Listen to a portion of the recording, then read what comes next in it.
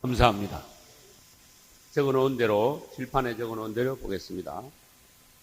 창세기 1장 1절부터 5절까지 같이 읽겠습니다. 태초에 하나님이 천지를 창조하시니라. 땅이 혼돈하고 공허하며 흑암이 깊음 위에 있고 하나님의 신은 수면에 운행하시니라. 하나님이 가라사대 빛이 있으라 하시매 빛이 있었고 그 빛이 하나님의 보시기에 좋았더라. 하나님이 빛과 어두움을 나누사 빛을 낮이라 칭하시고 어두움을 밤이라 칭하시니라. 저녁이 되며 아침이 되니 이는 첫째 날이니라. 아멘. 할렐루야. 창세기를 보는 중에 우리는 이제 지난 주일까지 마귀론에 관하여서 마쳤습니다. 창세기 1장 1절과 2절 사이에 있었던 사단의 역사와 또한 사단을 볼 기회에 사탄의 종말에 시말에 관하여서 우리들은 5시간에 걸쳐서 보았던 것입니다. 그래서 오늘 이제 본격적으로 창세기 1장 2절 이하로 넘어가기로 하겠습니다. 우리는 창세기 1장 1절은 보았었고 2절부터 보기 시작하겠습니다. 2절은 땅이 혼돈하고 공허하며 흑암이 깊음 위에 있고, 여기까지는 사실 했어요. 땅이 혼돈하고 공허하며 흑암이 깊음 위에 있고 하나님의 신은 수면에 운행하시니라. 그런데 2절 중에서도 끝부분을 주의하시기 바랍니다. 하나님의 신은 수면에 운행하시니라. 오늘은 사실 여기서부터 보게 되는 겁니다. 그래서 이제 지금부터 창세기 1장은 끝절까지 6일간의 창조에 관하여 말씀하고 계십니다. 6일간의 창조. 그래서 이제 땅이 혼돈하고 공허하지요. 그러면 이 부분을 우리는 뭘로 알아야 되는가 하면은 우리가 구원받기 전에 우리 속이 이러했다. 우리 자신이 구원받는 과정과 그 다음에 이 땅이 혼돈하고 공허한 상태에서 어떻게 6일 동안에 하나님의 창조가 이루어졌는가, 이 과정을 같이 나란히 비교하면서 본다면 은혜가 더 될 줄로 믿습니다. 그리고 이제 마귀가 하나님을 배반하고 땅으로 쫓겨날 때 주님 앞에 저주를 받는데 땅도 같이 둘러 엎어진 바, 땅도 같이 저주를 받는다. 왜? 사단이 땅을 관장하고 있었기 때문에 사단이 관장하고 있던 땅까지도 저주를 받아 둘러 엎어지는 바람에 땅이 공허하고 혼돈하게 되었다. 또 흑암과 깊음이 있게 되었다. 깊음이란 말은 물에 완전히 잠긴 것이 여기서 깊음입니다. 그러면 우리도 처음에 사람이 만들어질 때 어땠습니까? 보시기에 심히 좋게 만들어졌어요. 사람은 원래 하나님의 형상과 하나님의 모양으로 지어졌어요.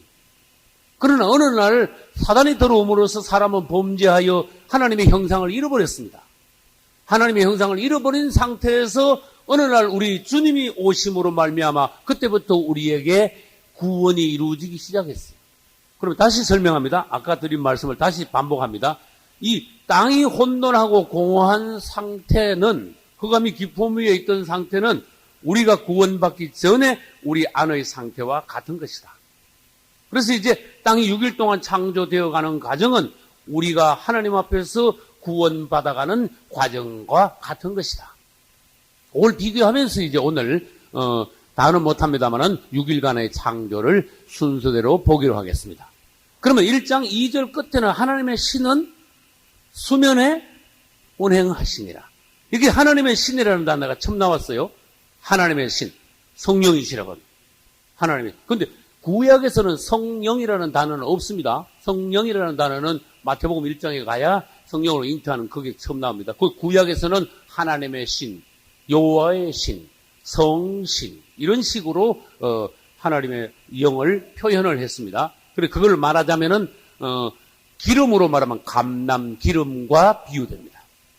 그럼 여기서 이제 하나님의 신이 나왔으니까 하나님의 신에 대해서 이제 구약의 하나님의 신의 명칭은 그렇다고 말씀드렸어요. 그래서 구약에서 하나님의 신, 이것은 감람 기름과 같다 그랬습니다. 감람 기름. 그러면 신약에 와서 그리스도의 영이 있어요. 요거 용어가 확실히 다르죠. 그리스도의 영. 영어로 해볼까요? 우리나라는 번역이 약간, 죄송합니다. 약간 번역이 불충분해요. 성령 그냥. 예?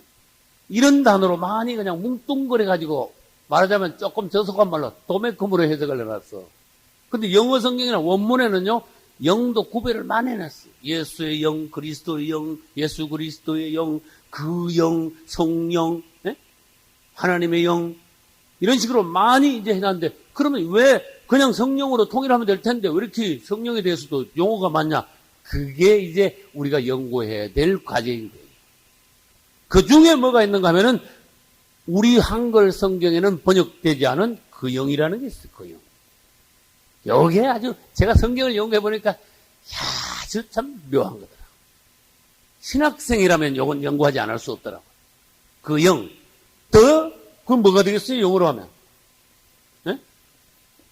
더 스피릿 되겠죠. 더 스피릿, 요거 아주 중요해요.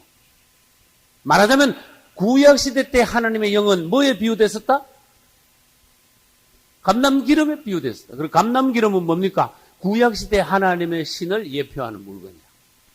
그러면 감람기름에다가 어느 날 출애굽기 보면은 우리 주님께서 무슨 말씀했는가 하면 여기다가 플러스 4가지의 향품을 섞어가지고 뭘 만들어라? 관유를 지극히 거룩한 기름인 관유를 만들어라 이래놨어요. 이게 부월관자입니다. 관유를 만들어. 지극히 거룩한 기름. 그래, 감람기름은 뭐 해가지고 관유가 돼. 이 뭘까? 그렇죠. 몰약, 육개, 창포, 계피. 따라하세요. 몰약, 육개, 창포, 계피. 따라해봐요. 몰약, 육개, 창포, 계피. 우리 이제 이런 거를요, 기독교, 신학에서 뭐가 있는 거 예표론이라는 게 있어. 성경에는 좀 많은 예표가 있어요. 그리고 예표론에서 말하는 감람기름은 하나님의 신이고, 예표론에서 말하면 모략과 육개는 그리스도의 십자가와 관계있고, 창포와 계피는 그분의 부활과 연관된 물건들이에요. 이 안에는, 그래서 이 모략, 육개, 창포, 계피는 뭐를 예표하느냐? 다 뭉쳐서 말하면은 그리스도의 십자가와 부활을 예표하는 4가지 향품입니다. 십자가의 효능, 부활의 효능과 능력, 부활의 향기. 이 안에 이런 것이 향품이니까. 그리스도의 십자가에도 사실 말하자면 향기가 있다는 거. 이게 영적으로 볼 수 있습니다. 이 4가지를 섞어서 감람기름하고 같이 해서 지극히 거룩한 기름이 나온다. 이거를 왜 만들으라 그랬습니까? 아시는 분. 이 관유를 왜 만들으라 그랬어요? 네? 기름은 붓는 거잖아. 누구에게? 제사장, 왕, 선지자. 이 하나님의 사람들에게 기름을 붓잖아요. 그죠? 감람기름을 안 붓고 관유를 부으라 그랬어. 그래서 이 관유는 지극히 거룩한 기름이다. 그래서 이전에 하나님의 신 플러스 우리 예수님이 십자가에서 죽으시고 부활하심으로써 그분은 성령이 되셨다. 더 정확하게 말하면 더 스피릿, 이제는 그 영이 되셨어. 감람기름은 하나님의 신이면은 십자가와 부활을 거쳐서 대신 성령, 그것은 그 영이야. 더 스피릿이야. 그렇게 이 더 스피릿가 뭐하고 같으냐? 관유하고 같은 거예요. 신약적인 거예요.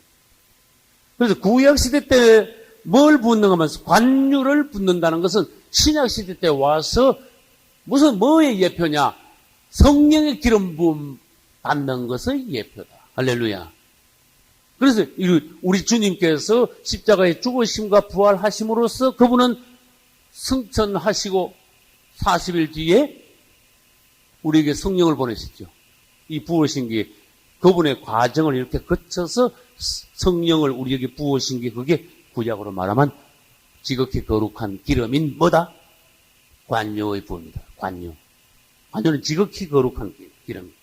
이 간유가 한 방울만 어뢰 떨어져도, 사람에게 떨어져도 그 사람은 거룩한 사람이 되고, 물건에 한 방울만 떨어져도 그 물건은 지극히 거룩한 물건이 돼. 말하자면 성물이 돼. 할렐루야. 근데 이제 구약시대 때 먼저 이 감람기름이 먼저 오셨어. 아무튼 구약시대 때는 하나님은 감람기름이에요. 기름으로 말하면, 예표론으로 하면은 이 하나님의 신이 수면에 운행하시니라, 이제 창조를 위하여서 수면에 운행하시다. 이 수면은 어떤 수면인가 하면 깜깜한 수면이고 땅이 하나도 드러나지 않은 완전히 잠긴, 노아의 방주 때도 완전히 잠겼죠. 땅이 드러난 땅이 하나도 없었죠. 한번 생각해봐요. 여기가 잠겨 있었다 그 말이에요. 역사적인 사실입니다. 성경을 믿으셔야 됩니다. 세상에 에베레스트 산 꼭대기까지 물이 다 잠겼었습니다. 성경에서 그걸 말씀하셨습니다. 우리는 그걸 그대로 받아들입니다. 이 노아의 방주 때 땅이 완전히 잠겼던 것처럼 창세기 1장 2절 중간에 보면은 흑암이 깊음 위에 있고 땅이 완전히 그 당시에 잠겨 있었어. 그때 제일 처음 창조를 위하여 역사하신 게 뭐냐? 첫째, 하나님의 영이 오셨어. 그리고 우리는 여기다가 1번에다가 뭘 적어놨는가 하면 하나님의 영이 오셨다. 이렇게 적어야 돼. 하나님의 영이 오셨어요. 그 말하자면 성경 해석한 어떤 책에는 보면 이 하나님의 영이 수면에 운행하셨단 말은 뭐 배가 물 위를 떠돌아다니는 그런 차원이 아닙니다. 그랬어요. 그건 맞아요. 암탉이 달걀, 계란을 품은 것과 같은 그런 상태로 하나님의 신이 수면에 운행하신 것입니다. 그 하나님의 신이 이 사망의, 흑암의 이 수면을 품고 계신 것입니다. 그 닭이 암탉을 품으면은 어느 기간이 지나면은 병아리가 나오죠. 그분은 창조를 위해, 생명의 창조를 위하여 사망의 흑암을 또 물이 가득한 이 땅을 성령으로 품으셨다. 그런 뜻이에요. 성령이 오셔서 그분은 품으셨어. 할렐루야. 우리가 구원받기 전에, 우리가 구원받기 위하여 그분은 우리도 모르는 사이에 오셔서 성령으로 우리를 품으셨다는 것을 암시하는 거예요, 이거는. 그 다음에 1장 3절로 이제 딱 넘어가야 되겠죠? 하나님이, 그 다음 단어가 뭐예요? 가라사대 한 몇 줄을 쳐봐요. 하나님이 가라사대. 가라사대가 뭡니까? 말씀하시대. 근데 요즘 가라사대라는 말을 잘 안 쓰지요? 가라사대. 이 가라사대, 말씀하시기를. 밑에다가 말씀하시기를. 말씀이라고만 써봐요. 말씀이라면 써도 괜찮아. 처음에 이 성령이 오셨는데, 성령이 오셔가지고 창조를 하신 게 아니더라고. 성령이 오셔가지고 품은 상태에서 두 번째 단계에 뭐가 오셨어요? 말씀이 오신. 여기 돼야 돼. 말씀이 오셨어. 여러분, 구원받기 위해서는 여러분이 구원받기 전에 그분이 여러분을 품으셨다는 것을 인정하셔야 돼. 느닷없이 그냥 고기가 팍 올라오듯이 갑자기 어느 날 구원받은 게 아니라 여러분을 품고 그 다음에 여러분이 구원받기 위해 틀림없이 어느 날 여러분에게 말씀이 오셨어. 할렐루야. 여러분이나 나나 성령이 품으셨고 어느 날인가 말씀이 오셨기 때문에 그 말씀으로 인하여서 우리는 구원을 받게 됐어요. 하나님이 사람을 구원하실 때는 성령으로 품고 그 다음에 말씀으로 구원하시는 거예요. 그리고 우리는 요한복음 5장 25절을 봐야 돼. 죽은 자들이 하나님의 아들의 음성을 들을 때가 오나니 곧 이때라. 그 다음 말씀이 중요해요. 듣는 자는 살아나리라. 이 말씀을 한번 생각해봐요. 듣는 자는 살아나리라. 뭘 들어? 하나님의 말씀을 듣는 그 사람, 하나님의 말씀을 받는 그 사람. 귀 있는 자는 들을지어다. 저는 성경 읽으면서요, 20몇 년 전에 귀 있는 자는 들을지어다. 거기다 더 강한 말을 써요. 들을 귀 있는 자는 들을지어다. 하는데 제가 아주 감동이 되더라고. 기도 제목이 되더라고. 이 아무나 하나님의 말씀을 듣는 게 아니더라고. 구원받을 사람, 은혜 받을 사람은 하나님의 말씀이요, 쑥쑥 들어가더라고. 구원 못 받은 사람은 말씀이 탕탕 튕기더라고. 어떤 사람은 똑같이 내가 설교를 해도 은혜를 받아가지고 얼굴이 빨개가지고 막 뜨거워가지고 막 말하자면 뒤집어지고 막 새로워지고 하는데 어떤 사람은 내가 설교하면요.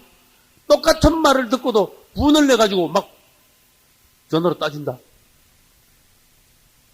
아, 이 세상이 많이 다른 거야. 기라고 다 같은 기가 아니더라고. 들을 기가 있더라고. 할렐루야. 여러분이 주님의 말씀을 앉아서 듣는다는 것은 들을 기가 있다는 거, 복된 기다, 할례받은 기다, 그런 뜻이야. 할렐루야. 그리고 어떤 사람들은요, 하나님의 말씀을 더 듣고자 하는 깊은 진리의 말씀을 깨닫고자 하는 열망까지도 그 안에 있어. 귀가 열려있는 상태야. 언제든지 나에게 말씀을 주셔서 주님의 말씀이라면 내가 항상 듣겠나이다. 기도의 종류가 있다는 거야. 어떤 기는요, 아주 지식적으로 아주 고약한 기가 있습니다. 듣고는요, 여기 싹, 요 기로에 들어오잖아. 그 머리로 들어가가지고 머리 안에서 막 돌려. 계산을 막 한참 하고 막 한참 쪼개. 판단을 막 한참 해. 아주 고약한 기가 있다니까. 이게 하나님의 말씀이면 그냥 단순하게, 주님 우리는 어린아이 같아라 그랬어.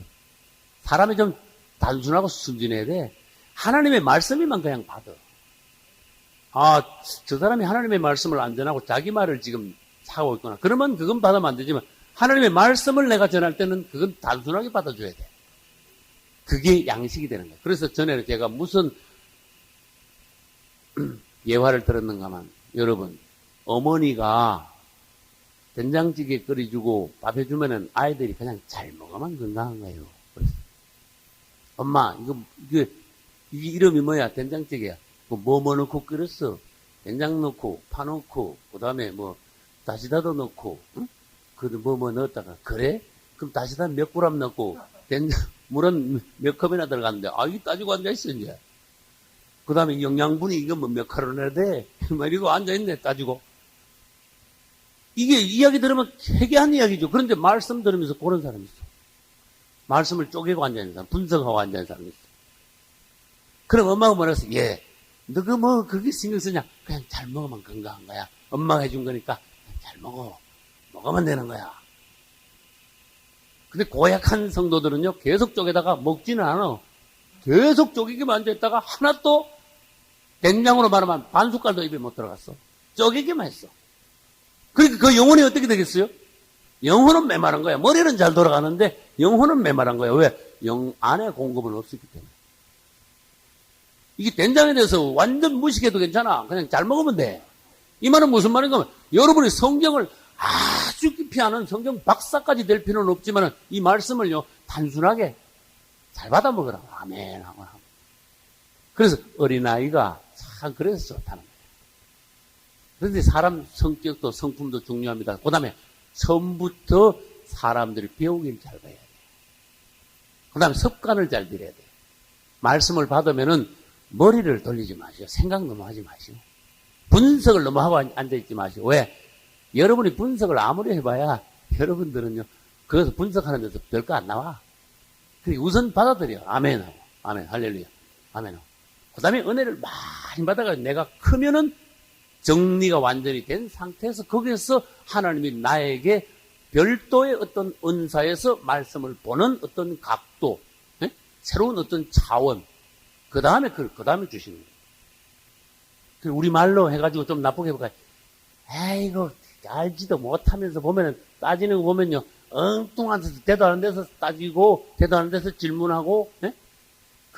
말하자면은, 대학 수준쯤 돼야 질문하게 되는데, 초등학교, 유치원 수준도 안 되면서, 거기서 질문을 하니 엉뚱한 질문이 나오고, 또, 하나님의 원치다는, 너 성경 공부하는데 누가 그런 질문을 하라 그랬냐? 주님이 원하시는 게 뭐냐? 주님이 더 포인트, 더 중심주라는 게 뭐냐? 그걸 알고 그게 집중해야 되는데 완전히 쓸데없는 질문이 있지. 그런 질문이 많다는 거예요. 그건 어디서 나왔어요? 말씀 듣고 머리를 너무 돌렸기 때문에. 우리 말씀을 그대로 잘 받으셔야 돼요. 먼저 뭐가 왔어요? 아니, 영이 왔어요. 두 번째 뭐가 왔어요? 말씀이 왔어요. 그럼 말씀은 분석하는 자는 살아나리라가 아니고 말씀을 듣는 자는 살아나리라. 할렐루야. 말씀은 해석하고 분석하고 따지는 게 아니라 그랬어요. 듣는 자는 말씀을 그냥 받아들이는 자. 듣는 자는 뭡니까? 받아들이는 자. 할례받은 기, 사모하는 기, 말씀에 대해서 하나님의 진리의 말씀은 내가 받기를 원하는 이 안에서부터 열망, 그 다음에 갈급함, 목마른 그 심령이 이런 걸 가지고 있는 사람들이 하나님 앞에 참 착한 심령이야. 참 아름다운 심령이야. 그래서 영이 먼저 왔습니다. 그 다음에 여러분들에게 말씀이 와줘야 돼요. 그 다음 출애굽기 12장 8절로 12절 보면은요, 무슨 일이 있는가 하면 그게 6월절이 있어요. 6월절. 6월절에는 두 가지 항목이 있습니다. 첫째, 양의 뭐가 있어요? 양피가 있고, 두 번째, 양 뭐가 있어요? 양고기 두 가지가 있어요. 양피는 문 바깥에 바르는 거고, 외적이야, 이거는. 바깥쪽에. 양고기는 어떻게? 입에다 발라? 안 되지요. 이건 피는 바깥에 바르는 거면 양고기는 입에다 바르는 게 아니야. 어떻게 하는 거예요? 먹는 거야. 요거 중요하네. 그래서 우리는 바깥에 양이 있으면 바깥에 바르는 게 있고 안으로 먹는 게 있다는 걸 알아야 돼요. 그래서 요 양피는 그리스도의 십자가를 우리가 외적으로 선포하고 공포하는 거야. 내가 믿습니다 하고 발표하는 걸 말해. 시인하는 걸 말해. 입으로 시인하는 거. 그러나 양고기를 먹는 거는 하나님의 말씀을 내가 섭취하는 거, 내가 받는 걸 말해. 그래서 이스라엘 사람들이 양피를 바름으로 사망은 지나갔고 양고기를 먹음으로 양고기가 내 안에 들어왔죠. 양고기가 들어오면 무슨 변화가 있을까 없을까? 무슨 변화가 있을까? 양고기가 들어오면 좀 든든하게 먹으면 이게 애굽에서 나갈 수 있는 뭐가 생겨? 힘이. 그래서 말씀은 우리가 마귀로부터 탈출해 나올 수 있는 영역을 준다. 할렐루야. 그래서 말씀을 받지 않은 사람은 영역이 없어. 탈출해 나올 수 있는 힘이 없어. 그 예수 믿어봐. 그럼 예수 믿어볼까? 그 말씀을 못 받은 사람 상태에서 그냥 어슬렁어슬렁 발로만 예수 믿고 있으면 이 사람은 말씀 받은 게, 말씀을 먹은 게 없기 때문에 양고기를 먹은 게 없기 때문에 언젠가는 도로 끌려갈 수가 있다는 뜻이에요. 말씀을 받아요. 할렐루야. 제가 1984년 1월 8일 날 성경 받았어요. 이때 말씀이 왔어요. 저에게. 이전에 주님이 성령으로 나를 계속 싸고 있었다는 걸 저는 알아요. 제가 초등학교 2학년 때부터 시작해가지고 초등학교 2학년이면요 1957년이야. 1957년부터 제가 예수 믿었어요. 근데 구원을 못 받았어. 이게 도대체 몇 년 차이 나요, 지금? 네? 27년 차이 나죠? 예수 믿고 27년 있다 나의 성경 받았어요.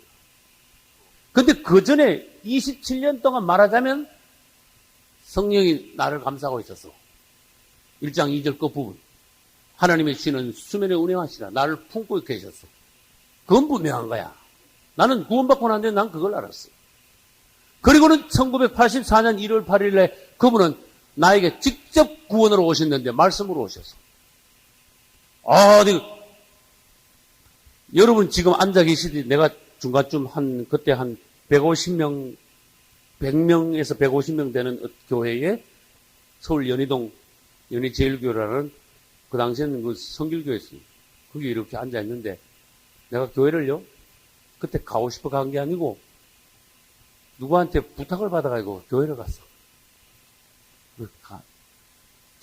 영이 적적하면 한번 나가다가 쓸쓸하면 한번 나가다가 그 다음에 좀 일 있으면 안 나가다가 그래서 내가 전에 그랬죠. 난 나이롱이 뭔지 알아. 내가 나이롱이었기 때문에 옛날에 나이롱이 뭔지 난 대부분 알아. 내가 진짜 나이롱이었어.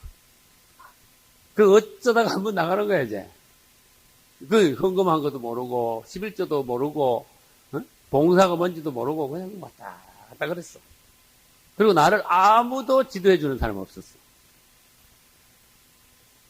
근데 1월 8일 날요 내가 다니는 회사에서 어느 여직원, 부하 여직원하고 무슨 약속을 했는데 내가 뭘 부탁했는데 그러면 내가 그 당시 소장님 그러면 이거 내가 들어주면은 내 부탁도 들어주셔야 됩니다. 오케이 내가 그랬어. 그리고 그 사람은 막 굉장히 지금 중요한 걸 지금 벼르고 있는 중이야. 그리고 오케이 그런데 그 다음날 대본에 내가 나한테 굉장히 중요한 부탁을 들어줬어. 그래 놓고는 내가 내 부탁을 들어줬으니까 당신 부탁도 내가 들어주겠다. 뭐냐 물었어요. 이 사람이 아주 오래전부터 생각하고 있어요. 이번 주일날 우리 교회 같이 따라 나가요. 이러더라고. 그래 내가 그러자고. 그 따라 나간 게 그 교회야. 1984년 1월 8일, 1월달 둘째 주일, 그죠? 1월 1일이 주일이었고, 1월 8일이 두 번째 주일이었어. 가서 난 그냥 갚아야 되니까, 약속한 거 갚으려고 가서 앉아있었다? 앉아있었는데 재미가 하나도 없어. 하면서 말씀도 안 들어오고, 예? 근데, 희한한 일이 벌어졌어요. 가만 앉아있는데, 느닷없이 성령이 나한테 부어졌어. 난 생각도 안 하고 앉아있었어. 그냥 앉아있었어. 성령이 부어졌고 여러 가지더라고. 각 사람마다 성령이 부어지는 형태가 여러 가지라는 걸 나는 봐왔어. 나는요, 느닷없이 부어졌어. 말하자면요, 좀 다른 말 하면 난 가만히 앉았다 느닷없이 당했어. 그분에게 확 뒤져 쓰여졌어. 어떤 현상이 벌어졌는가 하면요, 가만히 있다가 느닷없이 성령이 부어졌는데, 갑자기 그 목사님 말씀이 막 얼마나 강력하지 막 힘이 그쪽에서부터요. 목사님 입을 여니까 팍팍 이쪽으로 오는 거야. 막 말하자면 어떤 기운, 불덩어리 막 이런 게 내한테 팡팡 쏟아지는 것 같아 와가지고. 갑자기 말씀이 들어오기 시작하는데 한 말 하면 뜨겁고 한 말 하면 뜨겁고 막 말씀이 막 들어오는 거야. 내가 생각해도 얼굴이 벌개졌지 싶어. 안에서 막 뜨거우고 막 뒤집어지고 막 기쁘기도 하고 어쩔 줄 모르는 거야. 얼마나 놀라운 변화가 생겼는지 마치고 난 뒤에 정신도 없이 와가지고 사무실로 왔는데요. 다른 거 할 수가 없어. 성경책을 가장 먼저 사야 돼, 내가. 목마르면 물 찾지요. 말씀이 왔어, 나에게. 성령이 부어졌어. 다른 방법 하나도 없어. 성경책을 먼저 사야 된다는 내가 그거밖에 없어. 그래가지고 내가 근무하는 바로 밑에 옆에 건물이 책방인데 그거 가지고 이 집에서 제일 좋은 성경책 주시오. 그랬어.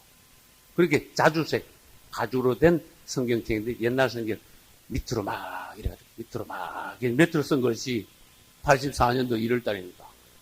이 집에서 제일 좋은 거래. 그걸 사가지고 읽기 시작했는데 여러분 목이 마르면 한 컵이나 두 컵만 먹으면 목이 안 말라야 되잖아. 근데 희한한 현상이 벌어졌어. 하루에 마태복음 오늘 읽고 내일 누가복음 읽고 마가복음 읽고 그 다음날 누가복음 읽고, 그 다음날 요한복음 읽고, 그 다음날 사도행전 하루에 한 권씩 읽어나가는 거야. 그런데, 목이 마른데요, 한 방울 먹은 것밖에 안 돼, 내 안에서. 아무리 읽어도 계속 목이 마른 거야. 이거 하나님의 은혜가 아니고 뭡니까? 성령이 안 부어지고 이런 역사가 사람 안에서 어떻게 일어납니까? 그렇게 난 마치고 집을 갈 수가 없어. 직장을 마치고 퇴근시키고, 그때부터는 일과가 시작이 돼. 그래서 앉아가지고 계속 읽는 거야. 계속 읽으면요. 내 혼자 한 사무실에 앉아서 읽잖아요. 딱 성경 읽으면 주님께서 나한테 수십 년 동안 하고 싶었던 말씀들인데 그게 탁 성경 읽으면 그 대목이 탁탁 오면 거기 와서 불이 빵빵 떨어져. 그 대목에 너는 내 사랑하는 아들이요 내 기뻐하는 자라. 이러면요. 그 대목을 그냥 넘어갈 수가 없어. 이걸 읽으면 위에서 막 불이 팍 떨어지면서 이 대목을 읽는데 갑자기 얼마나 뜨거워지는지 몰라. 그럼 이거를요, 밑으로 쳐. 밑으로 쳤는데 더 뜨거우면요, 파란 줄 쳤다가 노란 줄 쳤다가 빨간 줄 쳤다가 자꾸 쳐. 아주 뜨거우니까. 이래가지고 한 구절 한 구절이 성경 구절이 전부 다 살아있는 성경 구절이 되더라. 살아있는 성경. 그래서 나중에 나는 레마가 뭔지를 알았어. 그때 주님께서 즉각적으로 나에게 주시고자 하는 말씀이 레마인데 한 단어 한 단어가 전부 다 살아있더라. 그 다음에 주님이 목마름을 주시기 때문에 내가 말씀을 안 읽을 수가 없더라고. 내가 성경을 읽어야 돼. 이게 아니야. 그건 사람이 인간적으로 하는 거야. 목이 마르니까 암만 읽어도 더 읽고 싶으니까 그런 마음을 주셨으니까 성경을 읽게 되는 거예요. 이게 성령 안에서 되는 역사다. 할렐루야. 그래서 그때부터 성경을 계속 읽었는데 한 서너 달 읽으니까 우리끼리니까 잘 들어요. 말하자면 성경이 너덜너덜해가지고 못 읽게 됐어. 서너 달 읽으니까 줄 안 천 데가 없고 막 엄청나게 아무튼 그 출근하면 읽고 중간에 읽다가 퇴근하면 또 읽고 또 계속 읽고 하니까 나중에 서너 달 읽으니까 온 성경이 전부 다 줄 닫히고 도저히 더 못 읽겠어. 그래 또 새로 사고. 그래 그때부터 성경을 사가지고 번호를 쳐가 읽었는데 주님께서 나중에 생각하니까 하시고 싶은 말씀을 내가 성경 읽을 때 주셨구나. 또 주님 감사하게도 말씀의 연사를 조금 주셨구나. 나중에 시간이 지나니까 그것이 뭔가 나중에 알겠더라고요. 그래서 주님께서 나에게 성령으로 품으시고 그 다음에 말씀으로 오셨다. 그러므로 나를 구원하셨다. 그래서 말씀이 와야 돼요. 말씀이 여러분 들려야 돼요. 말씀이 갈급해야 돼. 말씀이 여러분에게 살아있어야 돼. 말씀이 꿀맛 같아야 돼. 말씀이 여러분 자체를 지식적으로 아까 내가 머리로 쪼개는 사람이 있다. 그건 틀렸어. 내 안에서 말씀이 나를 완전히 새롭게 변화시켜 줘야 돼. 실제적으로 하나님 앞에서 말씀으로 인하여 변화된 사람이 돼줘야 돼. 그래야 이 말씀은 살아있는 말씀이야. 하나님과 나하고 연관이 있는 거예요. 바리새인들은 말씀을 많이 읽었는데 말씀으로 어떤 역사가 일어나지 않았어. 머리 안에서만 바리새인들은요 말씀을 쪼개고 있었어. 분석하고 있었어. 그래서 말씀은 실컷 읽고 바리새인들은 그리스도를 못 만났습니다. 맞습니까? 말씀은 읽었는데 주님을 못 만났고 주님이 여기 없었습니다. 네. 뭐가 있으라? 빛이 있으라. 그럼 여기다 또 써야 돼. 뭐가 있으라? 빛이 있으라. 빛이 오심. 여기 그 창조의 조건이요. 구원의 조건이에요. 성령이 오시고 말씀이 우리에게 오면은 빛이 안 올 수 있냐? 그 말이에요. 여러분 질문합니다. 생명이 존재하려면은 첫째 조건이 빛이기 때문에 빛이 왔다는 거예요. 생명이 존재하려면 뭐가 있어야 됩니까? 빛이 있어야 되고 또 물이 있어야 되고 그 다음에 공기가 있어야 되는데 그것이 모든 생명이 식물은 특별히 땅 위에서 자라야 된다. 그렇게 있어요. 땅, 흙이 있어야 되고 그 다음에 빛이 있어야 되고 특별히 빛 없는 데서 자라는 것도 있습니다만 대체적인 걸 보편적인 걸 우리는 얘기해야 돼요. 땅 위에서 빛이 있어야 되고 물이 있어야 되고 공기가 있어야지 식물이 살 수가 있다. 지금 뭐가 왔어요? 빛이 왔어요. 그래서 빛이 온 거는 여기 생명과 실제적으로 제일 처음 연관되는 요소야. 이게 성령이 감쌌다가 말씀이 오고 그 다음에 빛이 왔을 때 여기서부터 사실 생명의 출발점이 되는 거예요. 빛은 생명과 하나다 이렇게 봐야 돼요. 빛이 도달하는 곳에 생명이 있게 된다 이렇게 봐야 돼요. 그 다음에 빛이 하나님이시라는 것을 인정하셔야 됩니다. 마귀는 어두움이고 우리 주님은 빛이시라는 걸 인정하셔야 돼요. 그리고 빛은 생명이고 어두움은 뭐예요? 사망이고 이렇게 돼요. 그럼 다시 한번 공식을 해볼까요? 하나님은 빛이시고 빛이 있는 곳에 생명이 있다. 그러면 사탄은 어두움이고 어두움이 있는 곳에 뭐가 있다? 사망이 있다. 이렇게 봐요. 이 공식이에요. 그래서 우리에게 말씀이 오면서 빛이 같이 와줘야 그때부터 우리 안에 생명의 역사가 일어나는데 머리로 말씀이 들어가면 그 말씀은요 빛이 안 된다는 거 아셔야 돼요. 여러분들이 말씀을 빛으로 받아주셔야 돼요. 그리고 빛이 올 때 밝아지고 살아나는 역사가 있어요. 그래서 말하자면 주님으로부터 빛을 많이 받아서 주님의 빛이 있는 사람, 이 대화할 때나 설교할 때 생활 중에 그 사람에게서 또 빛이 나갈 수가 있어요. 요한복음 1장 4절에는 그 안에 빛이 있어요. 생명이 있었으니 이 생명은 사람들의 빛이라. 그분 안에 생명이 있었는데 이 생명은 빛이다 그랬어요. 생명은 빛이다. 생명과 빛은 하나다. 그럼 또 따라 해볼까요?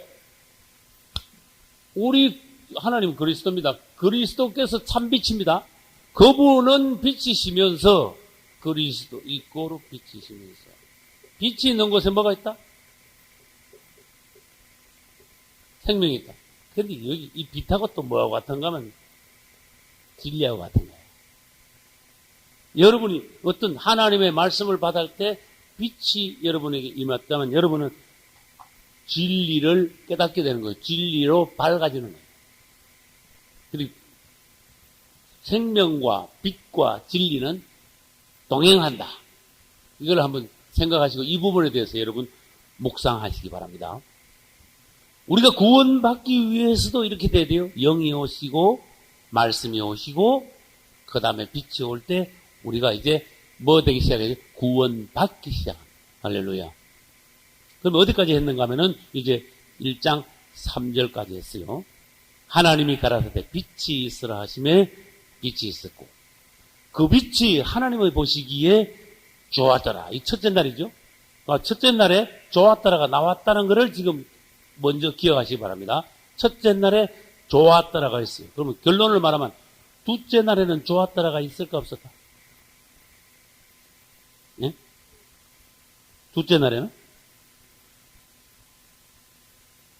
없지요. 둘째 날이 몇 절에서 몇 절인지 아시는 거. 6절에서 8절까지가 둘째 날이야. 6절에서 8절까지 아무리 읽어봐도 좋았다라는 말이 없어요. 그러면 셋째 날은 몇 절에서 몇 절까지? 9절에서 13절까지. 그게 좋았다라가 있었을까 없을까? 있어요. 12절 끝에. 아, 셋째 날은 좋았다라가 있다. 넷째 날은 14절부터 19절까지인데 좋았다라가 있어요. 18절 끝에 있죠. 왜 이 둘째 날은 좋았다라고 하느냐? 요거 연구하는 게 성경 연구라는 거야. 그런 걸 연구하자고 말이야. 그럼 우리하고 어떻게 연관이 되냐? 이것도 이제 어떻게 하면 주님께서 보시기에 좋았다라가 없는 우리 자신이 되냐? 이런 것도 봐야 돼. 그 다음에 보겠습니다. 4절. 그 빛이 하나님을 보시기에 좋았더라. 좋았더라가 나왔기 때문에 지금 이걸 한 겁니다. 빛, 하나님이 뭐와 뭐를 나누셨다? 4절에 4절 다시 읽습니다. 4절 봅시다. 그 빛이 하나님이 보시기에 좋았더라. 하나님이 뭐와 뭐를 나누셨다? 빛과 어두움을 나누셨다. 이걸 이제 적어야 돼요. 성경 연구예요. 빛과 어두움을 나누시. 그러면 여기서 이제 성경을 한번 본격적으로 연구해 봅시다. 빛은 뭐고 어두움은 뭐고 나누신다는 뜻은 무슨 뜻이냐? 이렇게 확실하게 성경을 연구하려면 하나하나 분석을 해봐야 돼요. 빛은 아까 말씀드렸습니다. 우리 주님께서 주님 자신이 빛이고 또 빛과 생명은 하나이고 그 다음에 빛이 있는 곳에 진리가 있다. 빛과 진리는 또 같이 온다. 그래 우리 빛과 어두움, 요거는 어두움은 마귀에게 속한 거예요. 어두움은 사망이에요. 그러니까 주님께서 무슨 역사를 하셨는가 하면 생명과 사망을 나누었어. 생명에 속한 것과 그 다음에 사망에 속한 것을 분리를 시켰어. 나누사. 그러면 분리시켰단 말은 그게 무슨 뜻인데요? 그래 또 물어줘야 돼. 뒤로 함께 같이 막 뭉쳐있다는 것을 분명히 어떤 선을 가지고 이 편 저편으로 분리시켜 나누어 놓으셨다는 것은 뭔가 우리 안에 생명에 속한 것과 사망에 속한 것을 분명하게 구분을 지어놔가지고 영안만 밝은 사람이면은 이제부터는 구분이 되도록 만들어놨어. 다시 말하면 구원받기 전에는요 어떤 게 사망인지 어떤 게 생명인지 몰라. 네? 구원 못 받은 사람들은 사망과 생명을 구분을 못하는 사람들이라 그런 뜻이야. 우리가 이제 하나님 앞에 구원받기 시작하면 뭐가 나누어지는가 하면 생명과 사망이 나누어지는 거예요. 빛과 어둠이 나누어지는 거예요. 그래서 말하자면 구분이 되는 거예요. 그럼 나눈단 말은 무슨 뜻인가 하면은 분리시킨다는 뜻으로 사탄의 어떤 세력을 나눠버리니까 약화시키는 거예요. 나누는 것은 결국 약화시키는 것이다. 분리시키는 것은 약화시키는 것이다. 이 법칙을 아시기 바랍니다. 그래 하나님이 빛과 어두움을 나누셨다. 이것은 사탄의 역사를 축소시켰다. 이렇게. 그럼 질문합니다. 1장 2절에는 어두움이 몇 프로 있었어요? 1장 2절에는 100% 어두움. 1장 4절과 5절에는 어두움이 몇 프로예요? 50%, 50%. 아, 그럼 구원받기 전에는 우리 안에 완전히 어두움이야. 100% 어두움이야. 그러면 구원받고 난 뒤에 100% 그러면 빛이냐? 그것도 아니라는 뜻이야. 하나님이 오시고 말씀이 오시고 성령이 오셨는데도 어떤 분리가 됐을 뿐이지 우리 안에 100% 빛은 아니더라. 그런 뜻이에요. 그래서 주님께서 오셔서 나누어 가지고 밤과 낮을 나눠 놓으셨죠. 1장 2절에서는 100% 어둠이고 1장 4, 5절에서는 50% 어둠이고 50% 밝음입니다. 그 다음에 나중에 가면은 마지막 때 가면 어떻게 될까? 100% 뭐가 돼야 돼? 빛을 해야 돼. 거기 어디 있을까? 우리 요한계시록 그때 배울 때 했잖아요. 그렇죠. 그럼 가볼까요? 요 지금 첫 페이지인데요. 성경 아주 거의 마지막 페이지가 봐요. 요 지금 우리 첫 페이지하고 성경 마지막 페이지하고 연결하니까 희한하죠. 성경 아주 마지막 페이지, 거의 마지막 페이지 가가지고 21장 25절. 세루살렘의 성문들을 낮에 도무지 닫지 아니하려니 거기는 세루살렘이에요. 세루살렘에 뭐가 없습니다? 밤이 없습니다. 그럼 100% 뭐다? 낮이다. 100% 빛이다. 그럼 1장 2절에는 100% 밤. 1장 4, 5절은 50% 밤낮. 그 다음에 계시록 21장 25절에 가면은 새하늘과 새 땅에는 100% 낮. 그럼 지금 우리가 적용을 시켜야 돼. 우리가 이거 무관하면은 이건 아무것도 아니에요. 구원받기 전에는 100% 여기 어둠. 지금 현재는 50%. 완전히 끝없는 사람은 땅에서도 한 90%나 95%까지 막 빛이야. 그럼 여러분 안에 빛과 어둠이 몇 프로씩입니까? 여기 중요한 거야. 여러분 구원받자마자 대부분 50% 되는 줄 압니까? 내 체험으로는 안 그렇더라고. 이 사람이 구원은 받았어도 10%만 비친 경우가 있어. 그러면 믿음이 싹 하고 은혜가 올라가면 어떻게 돼요? 점점 어둠이 조금 사라지면서 이 사람 안에서 빛이 차지하는 부분이 점점 많아지고. 그래서 초신자는 예를 들어서 20%만 비치고 80%가 어둠이라고 그럽시다. 그러면 은혜 많이 받고 이제 거듭나고 은혜 충만히 성령 충만 받으면 예를 들어서 60% 70%막 빛이 분량이 더 많이 차지해. 그럼 나중에는 아까 말씀드렸죠. 이 땅에 있는 사람들 중에서 아직도 세루살렘 들어가기 전인데도 90% 이상 비친 사람도 있을 수 있다. 그런 뜻이에요. 우리가 이 성경을 배우면서 내 안에 빛이 얼마나 되는가? 내 안에 어떤 어두움의 부분이 있는가? 이걸 여러분 자신이 점검할 수 있는 사람이라 해 실제로 신앙생활 하는 사람. 여러분 안에는 분명히 어두운 부분이 있어요. 여러분 안에는 분명히 육성이 지배하는 어떤 부분이 있어요. 한번 신랄하게 말해볼게요. 여러분은 언제든지 잘못하면요, 이 신앙을 뒤집어버릴 그런 어떤 씨가 조금이라도 들어있어. 네? 무슨 말인지 아세요? 하나님을 배반할 수 있는 어떤 씨가 있어. 이거 중요한 거예요. 이거 아주 조심해야 되는 거예요. 그래서 나는 뭘 받는가 하면 목회하면서 굉장히 믿을 만한데 어느 날 갑자기 확 뒤집어져 버려요. 이거 무서운 거야. 우리 안에 사람은 배반을 할 수 있지만 믿음은 배반하면 안 되는 거야. 믿음을 버려서는 안 된다. 우리 안에 어떤 씨가 있느냐? 무서운 씨가 있다는 거야. 우리 안에는 아직도 흑암이 있다는 거야.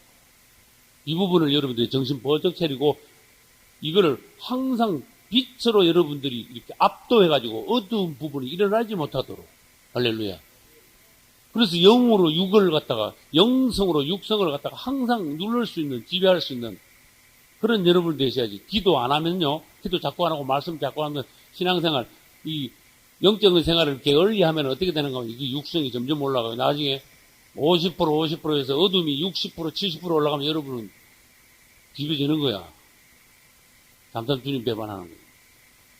그래서 지금 이렇게 보면요, 한 10%도 빛이 안 되는 사람들이 많다는 거예요. 겨우 신앙생활 해, 하기는. 근데 언제 뒤집어질지 몰라.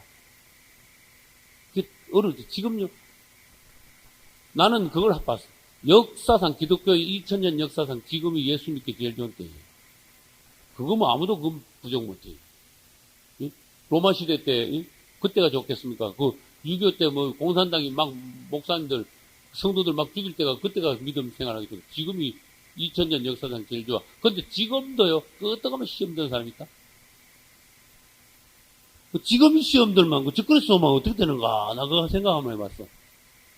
적그리스 오면 0.1초 만에 날아가 버릴 것 같아. 지금도 시험 들면. 내가 그래서 시험 들 일 뭐가 있나? 내가 그런 소리 한번 했다. 그거 가지고 어떻게 시험 들 일이냐? 그게. 그 내 안에 벌써 내가 나를 신앙으로 듬직하게 딱 뿌리를 내려가지고 기준을 딱 중심을 잡아가지고 그분 중심으로 내가 신앙을 딱 서지 못하니까 조그마한 것만 있으면 핵 뒤집어지고 핵 날아가 버리고 이게 왜 90% 이상이 사망이라는 거야. 내 안에. 여러분들은 주님 안에 뿌리를 깊이 박으시기 바랍니다.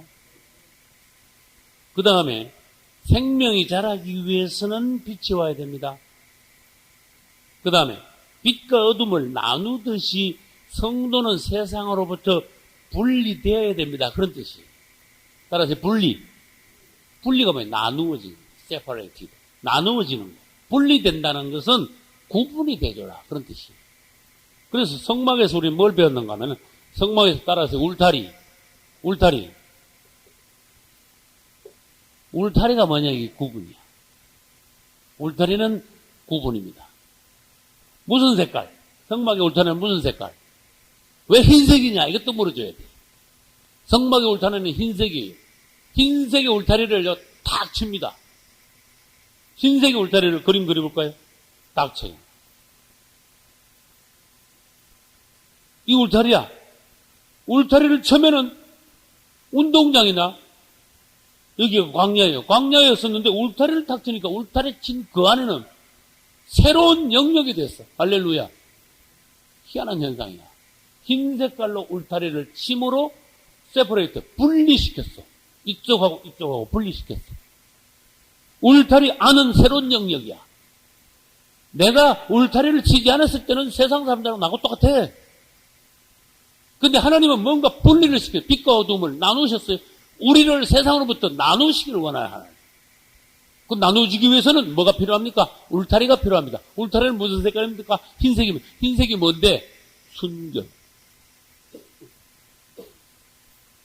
여러분이 세상과 순수한 신앙인으로서 세상과 분리되는 순결한 신부가 되어야 된다는 뜻이에요. 흰색으로 분리하는 거예요.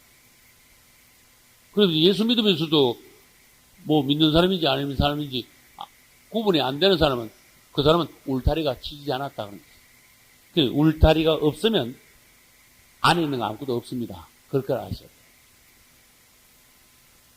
예루살렘 성을 하나님이 예표로 또 보여주셨어요. 예루살렘은 성을 이렇게 둘러쌌어요. 문이요 다 있어요. 사방문이 다 있어요. 4개만 있는 게 여러 개 있어요. 문이 있는데 먼저 예루살렘은 성을 먼저 쌓고 성 가운데 뭐를 지어요? 성전을 건축하는 거예요. 이걸 보여줬어요. 성이 흘리면 성전도 남지 못해요. 울타리가 없으면 안에 있는 것 성소나 성막도 지성소도 존재할 수가 없습니다. 여러분이 세상과 분리되지 않으면 울타리가 쳐지지 않으면 여러분 믿음은 존재할 수 없다는 거예요. 일단 분리를 시키라 그런 뜻이에요. 그래서 빛과 어둠을 분리하는 건 뭔가 차별화된 성도의 삶을 살지 않으면 구원과 연관없다 이런 뜻이에요. 그래서 빛과 어둠이 나누어지는 그러한 원칙을 봐야 됩니다. 고린도후서 6장 14절에는 빛과 어둠이 어찌 사귀겠느냐. 빛과 어둠이 어떻게 하나냐. 여러분이 세상과 어떻게 하나 되겠느냐. 저는 라디오 설교할 때 그런 적이 있어요. 여러분, 세상은 어떻게 보기에는 굉장히 매력이 있습니다. 그건 사실이거든요. 세상에 내가 원하는 건 뭐든지 다 있는 것 같습니다. 그건 사실이거든요. 마귀가 세상을 주관할 때 이 세상을 시시하게 만들어주지 않았거든. 아주 재미있게, 아주 매력적으로, 아주 그냥 장식을 잘해가지고 사람들을 영혼을 꼬인다고.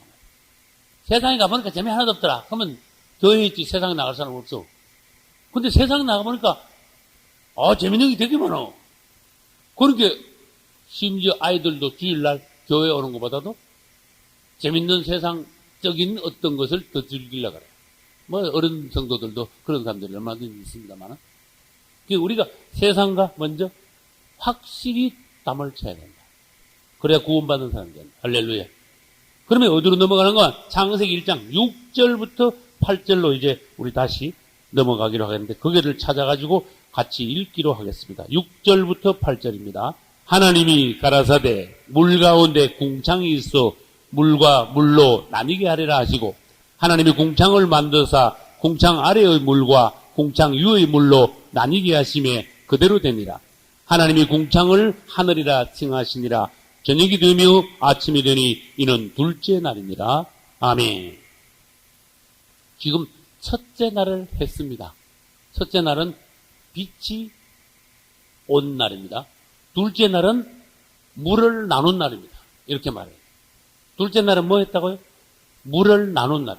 그래, 첫째 날에는 빛과 어두움을 나눴어요. 여기다가 첫째 날이라 써야 돼요. 그 다음에 둘째 날에는 뭐를 또 나누셨어? 뭘 나누셨을까? 그렇죠. 물과 물을 나누시. 물과 물을 어떻게 나눕니까? 희한하네. 이게 설명을 똑바로 안 듣고 혼자 성경 읽는 사람들은요, 이 둘째 날을 이해를 못해. 물과 물을 나눴다니까 이해를 못하는 거예요. 또 다른 말로 해볼까요? 궁창 위의 물과 궁창 아래의 물로 나누셨다. 또 이렇게 말해요. 그럼 여기서 궁창이 뭡니까? 또 그걸 물어줘야 됩니다. 질문합니다. 궁창이 뭡니까? 예? 하늘, 할렐루야. 궁, 이게 한자도 어려워. 궁, 궁자. 밑에는 활궁자죠. 궁. 그 다음에 창자를 한번 써보겠습니다. 소도변 밑에 창고에서 할 때 쓰는 창자. 궁창. 쉽게 말하면 하늘인데 대기권이다. 이렇게 말해야지 더 쉬워요. 더 좋은 말. 대기권. 이게 하나님이요, 지구가 동그랗게 있는데 지구 둘레에 뭐를 두셨다? 대기권, 궁창을 두셨다. 요거 이제 공기야 말하자면. 그럼 대기권 바깥에는 산소가 있어요, 없어요? 산소 진공상태야. 진공상태야. 무슨 말인지 알겠지? 진공상태예요. 영감하면 사람이 둥둥 뜨지요. 여기서 사람이 뜹니까? 대기권에서는? 안 뜨지요. 지구 중심을 향해서 뭐든지 잡아당기는 거야. 이 대기권 안에 있는 거야. 하나님의 어떤 생명체가 존재하는 그 범위 안에 있다. 그런 뜻입니다. 대기권 안에 있다. 하나님이 궁창을 만드셨는데, 궁창이 사람이 살 수 있는 공기층입니다. 공기층인데 물이 하도 땅에 많으니까 물을 궁창 바깥으로, 물을 반은 궁창 바깥으로 내보내버렸어요. 그래서 이 물이 말하자면은 궁창 바깥에 가가지고 물층이 한층 둘렀어. 그게 상식적으로 생각하면 공중에 가가지고 물이요 한층이 이렇게 띵 둘렀지. 그래서 설명하면 전에 내가 계란으로 설명한 거야. 계란이 노른자가 땅이라면은 흰자가 공기, 대기권이라면 흰자 바깥에 껍데기층, 좀 두꺼운 껍데기라 해야 돼. 껍데기층 둥그란 게 이게 공기층 바깥에 있는 물이다고 말합니다. 그럼 햇빛이 어떻게 될까요? 태양이 그때는 이제 들어오면, 태양이 들어오면 물을 뚫고, 첫째, 공기를 뚫고, 그 다음에 지구에 도착한 거예요. 예를 들어서 그때 로켓가 있었다면은, 로켓을 쏴가지고 팍 올라가면 지금은 달까지 계속 가죠. 로켓을 쏴가지고 팍 하면 어느 날 갑자기 바닷속으로 푹 들어가 버린다? 이해가요? 갑자기 로켓가 바닷속으로 들어간다니까. 근데 이 노아의 방주 때 이거를 다 헐어버렸어요. 창세기 6장 이후에서. 그래서 이 대기권 바깥에 있는 물을 궁창 위에 있는 물, 맞잖아요. 궁창 위에 있잖아, 물이. 그 다음에 궁창 아래, 땅 위에, 궁창 아래 땅 위에 물이 반은 남아있어요. 그래서 이걸 뚫고 햇빛이 물을 뚫고 나와가지고 공기까지 뚫고 도착하니까 햇빛이요 굉장히 부드러워. 굉장히 부드러워 햇빛이. 그래서 말해볼까요? 그때 사람은 그래서 굉장히 오래 살았다. 죄도 없어서 덜 하기 때문에 오래 살았지만은 햇빛의 어떤 나쁜 성분이 물을 통과하면서 걸러지기 때문에 더 오래 살았어요. 지금은 이 물청이 없어졌죠. 공기청도 오존청이 파괴됐다 그런 소리 들었어요? 이것도 없어지고 오존청까지 파괴되면 사람은요, 햇빛 속에 있는 어떤 사람의 안 좋은 이 성분을 바로 쬐뿌리면 어떻게 돼요? 각종 사람한테 안 좋은 그런 영향이 많이 미친다는 거예요. 하나님께서는 땅 위에 물이 너무 많으니까 물과 물을 나누었어요. 그럼 이때 물은 뭔데? 사망을 상징합니다. 물이 좋은 뜻으로 사용되는 경우도 많지만 이때의 물은 사망을 상징합니다. 그리고 물과 물을 나눔으로 말미암아 또 사탄의 세력을 분리시켰습니다. 그 다음에 보겠습니다. 노아의 방주 이전까지 이제 궁창 아래와 궁창 물이 있었는데, 궁창 위의 물과 궁창 아래의 물 두 가지가 있었는데, 요걸 순서대로 지금까지 다시 정리해보면, 요건 우리가 구원받기 위해 하나님께서 뭔가 차례로 역사하신 것의 예표다. 우리가 구원받기 위해 첫째 성령이 오셨다. 둘째 말씀이 오셨다. 셋째 빛이 오셨다. 그 다음에 빛과 어둠이 나누어졌다. 그 다음에 물과 물이 나누어진 것은 사단의 사망의 세력을 분리시키고 약화시켰다. 할렐루야. 그 다음에 마지막 때 가가지고 이제 셋째 날 가가지고 드디어 뭐가 나타났는가 하면은 땅이 드러난 거야. 빛과 어둠을 나누신 하나님, 물과 물을 나누신 하나님, 그 다음에 땅과 바다를 나누신 하나님. 이렇게 되죠. 빛과 어둠을 나누신 것은 몇째 날입니까? 첫째 날이고, 물과 물을 나누신 건 몇째 날입니까? 둘째 날. 땅과 바다를 나누신 건 몇째 날입니까? 셋째 날. 그래서 이렇게 나누시니까 사탄의 세력을 약화시켜서 거기에서 생명이 나오게 하신 하나님. 우리를 꽉 잡고 있던 100% 사단이, 흑암이, 사망이 꽉 잡고 있던 것을 분리시키면 우리 안에 어떤 생명, 구원의 생명이 우리 안에 들어올 수 있다는 거예요. 그래서 우리 하나님께서 봐요. 첫째 날도 보시기 좋았다. 셋째 날도 보시기 좋았다. 둘째 날에 보시기 좋았더라가 없다. 그러면 물하고 관계있는 거예요. 우리 사단론에서 뭘 배웠는가 하면 사단의 본거지는 지금 현재 거주지는 어디다? 사단은 공중이다. 귀신의 본거지가 물과 더러운 짐승 속에 살았죠. 돼지 속에 들어갔죠. 물 속에 원래 마귀의 거주지야. 그 다음에 더러운 짐승 속에도 들어가. 그 다음에 사람 속에 귀신이 들어올 수 있습니까? 없습니까? 사람 속에 들락날락 한다 그랬어. 사람 속에도 들어올 수 있으니까.